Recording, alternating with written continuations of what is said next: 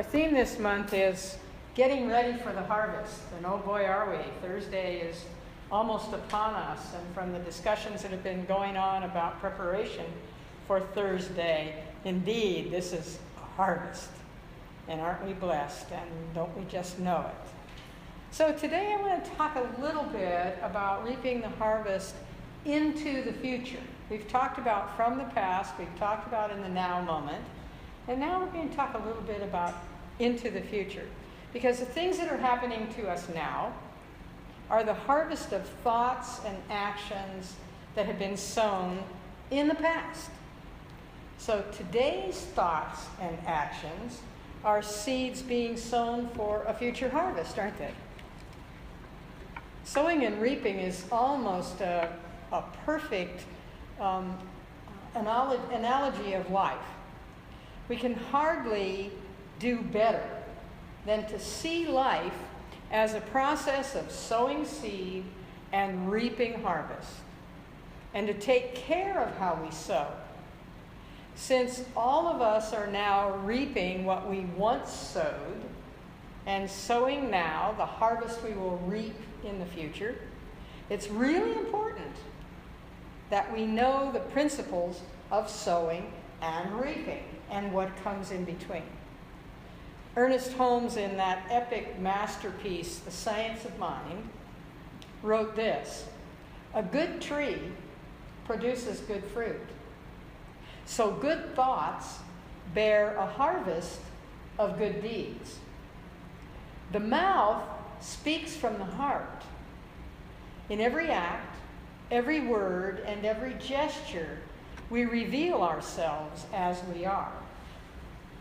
And the mirror of life reflects back to us that which we are." Likewise, figuratively speaking, seed demands a measure of faith and insight. It's hard to be convinced that today's few words, thoughts, and actions have the potential to affect our future enormously. Yet there are countless examples of this very thing. So, needless to say, I have a story to share with you. That's why I have my readers on, yeah? This is a story that was written by Art Buchwald. You familiar with him? If you're not, you can go online, you can Google him, and you will find massive information that he has created. So this little vignette is called Love and the Cabbie. Said he was in New York the other day, and he rode with a friend in a taxi cab, which is an experience in and of itself if you've ever been to New York and in a taxi cab there. So he said when they got out, his friend said to the driver, "Thank you for the ride. You did a superb job of driving." And the taxi driver was kind of stunned. He was taken aback for a moment. And then he said, "Are you a wise guy or something?" "No," my friend said. "My dear man, I'm not putting you on." He said, "I admire the way you keep cool in heavy traffic." "Yeah, right," the driver said, and drove off. And I turned to my friend and I said, "What was that all about?" He said, "I'm trying to bring love back to New York City. I believe it's the only thing that can save this city." And I said to him, "Well, how can one man save this city?" He said, "Oh, it's not one man. I believe I have made that taxi driver's day. Suppose he has 20 fares between now and the end of the day. He's going to be nice to those 20 passengers because somebody was nice to him. Those fares, in turn, will be kinder to their employees or shopkeepers, waiters, even their own families. Eventually, the goodwill could spread to at least 1,000 people. Now, that's not so bad, is it?" And I said to him, "But you're depending on that taxi driver to pass your goodwill to others." "No," my friend said, "I'm not depending on it. I'm aware that the system isn't foolproof, So I might deal with 10 different people today. And if out of those 10, I can make 3 happy, I can indirectly influence the attitudes of 3,000 people or more. Well, I admitted it sounds good on paper, but I'm not sure it works in practice. So he said, nothing's lost if it doesn't work. It doesn't take any of my time to tell that man he's doing a good job. He neither received a larger tip or a smaller tip. If it fell on deaf ears, so what? Tomorrow there will be another taxi driver that I can try to make happy. You are some kind of a nut, Art said to him. To which his friend responded, that just shows how cynical you are. I have made a study of this. The thing that seems to be lacking, besides money, of course, for our postal employees, for example, is that nobody tells them what a good job they're doing. But, I said, they're not doing a good job. They're not doing a good job because they feel no one cares if they do or not. Why shouldn't somebody say a kind word to them? So we were walking past a structure, Art said, in the process of being built, and they passed 5 workmen eating their lunch. My friend stopped.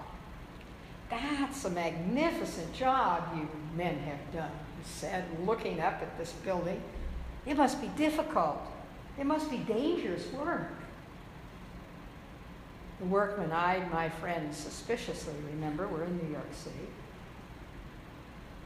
And he said to them, when will this building be finished?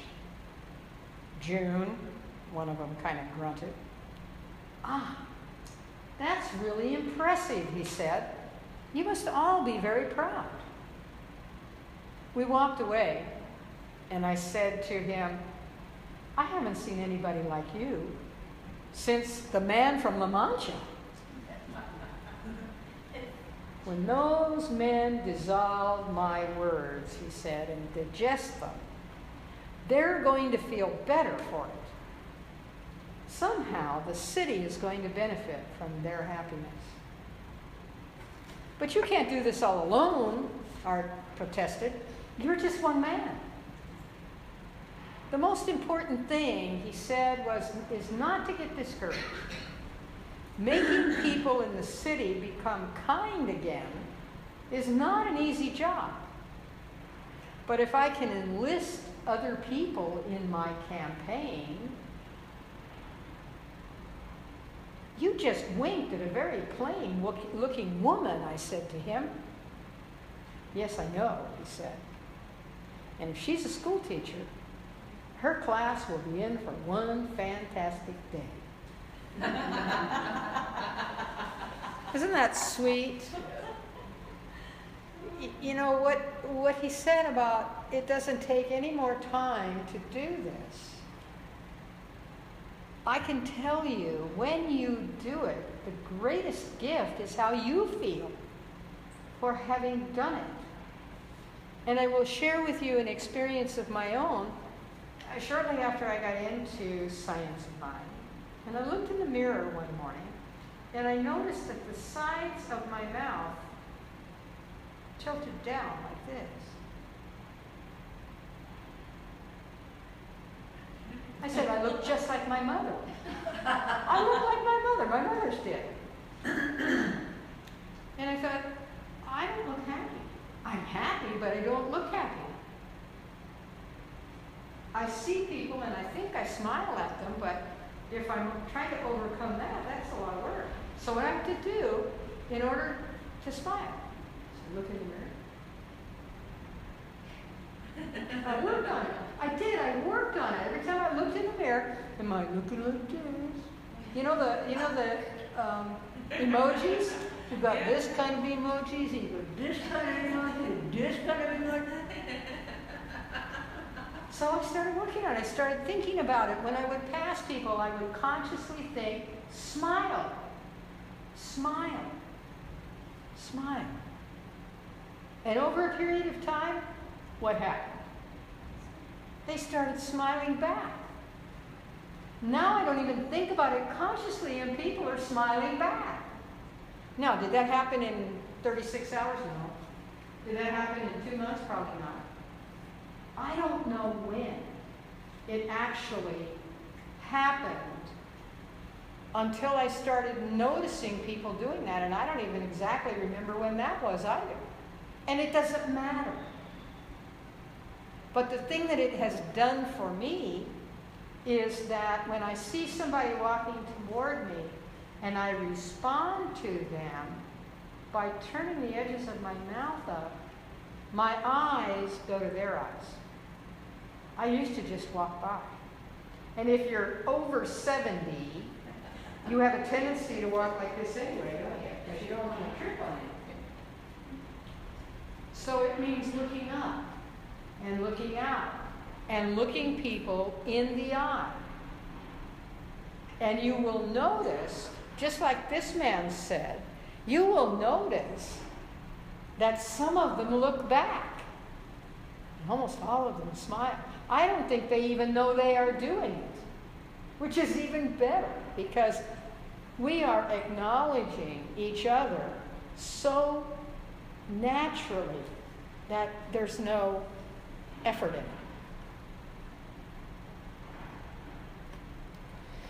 So, for me, this is a seed that we sow. And to sow it requires a measure of faith, a measure of trust, a measure of insight, a measure of patience. To expect that as soon as you change, the entire universe changes around you might be a little egocentric. On the other hand, the instant that you make a change within you, everything looks differently. The only lag, if there is some, is the amount of time it takes for you to see that everything around you has changed. So, I have to tell you, in a handful of shriveled little seeds is the potential to feed you or me, actually you and me, for a season. And thereafter, the world for centuries. This is how it grows, and this is what this man was talking about in the cab. But you have to await the harvest. It actually is unfolding in the very instant you start it. The time that it takes for it to manifest is the time that it takes us to accept it. Well, sometimes that's a challenge, isn't it? That's a challenge to believe in that amazing potential when you don't see it in an instant. I can guarantee you, as you move into higher levels of consciousness, you see it more quickly than you used to. And eventually, and we've had testimony to this in here on Sunday morning sometimes. Sometimes it manifests so quickly it almost scares you. It's like, ooh, I know this is what I intend, but I'm not sure I'm ready for this yet. Yes, you are. Yes, you are. That's when faith and trust kicks in. Yes, you are. So what that means is that contained within the amazing potential in a tomato seed, in an apricot pit, in your consciousness, contained in that incredible, amazing potential is your faith, is your trust, is your insight, is your patience. It's all there waiting to accept what you choose for yourself. So there's no regular timetable for the harvest of life. This man in the cab didn't have to see tangible evidence by the time the sun went down that day in order to do it the next day. He just kept on keeping on.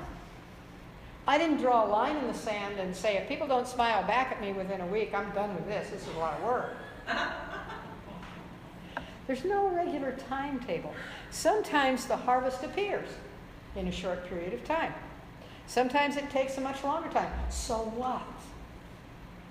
Stay focused on that intended outcome, if that indeed will lift your consciousness, make you happier, make you more prosperous, make you healthier, make you more creative, make you more loving, make you more beautiful, make you more active, or any combination of those things. Because just like the seasons always appear, so does the harvest. So we must be careful, first of all, of the seeds we sow, because they will truly reap a harvest of exactly what we plant. Dr. Kennedy Schultz of the Atlanta Center for Spiritual Living said one time, we don't always get what we want, but we always get what we believe. So the things that are happening to us now are the harvest of thoughts and actions sown in the past. Today's thoughts and actions are seeds being sown for a future harvest. Anyone who receives an inheritance knows what it means to reap what another has sown. And this spiritual center is an example of that.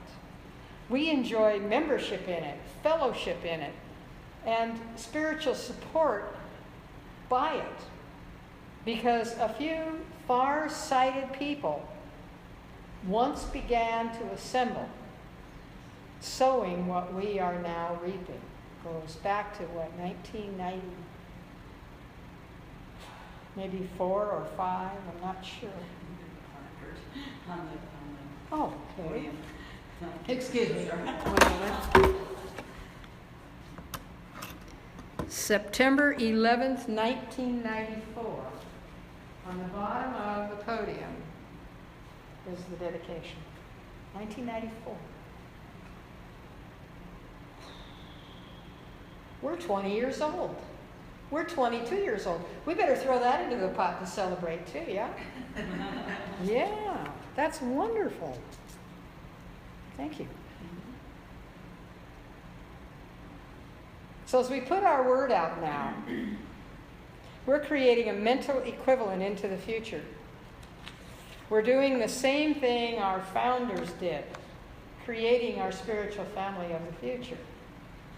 As we honor ourselves and we give others this spiritual community that Center for Spiritual Living West Hawaii is, as a gift, if they choose, as each one gives of ourselves the best that we have to offer in this moment, we open to receive the best there is around us. We're always making space for something even greater to come into our own lives as we turn this loose for anyone who chooses to embrace it. What this means is that, like our own individual lives, the life of the center is a reflection of the consciousness within. And I, for one, am very proud to be a part of that consciousness, because I have seen that coalesce here, I've seen that rise, and I've seen it spreading, and I see it every time I look at one or more of you. So stay tuned for more on this subject next week, when the topic is Now What? As I address what is in that talk title.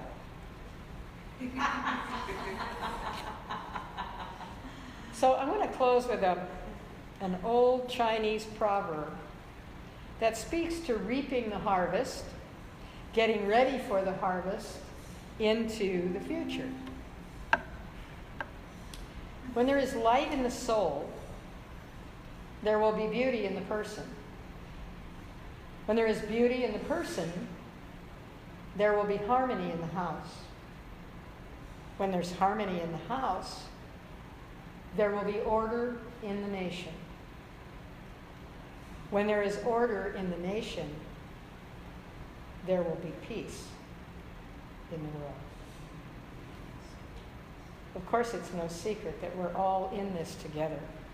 whether it's the whole of the cosmos, this fragile and living planet that we inhabit, our country, our state, our neighborhood, our spiritual center, our family, or each of us individually. We are all in this life together. No coincidence, folks. Every year I read this sweet little book about the Christmas season written by Debbie Macomber. That may be a familiar name to you. Debbie Macomber is a prolific author. The title of the book is Call Me Miss Miracle. It's also a movie that you can watch on the Hallmark Channel. And there is a quote by Miss Miracle which goes like this: "Coincidence is when God chooses to remain anonymous." Well, isn't that so? Isn't that so that we, you and I, as we look around this room, everyone in here, in this life of this center together, and it's not by coincidence.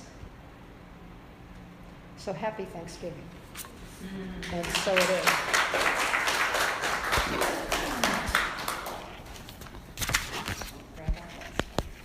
It's in the back. Okay, so get your programs again. We're going to sing.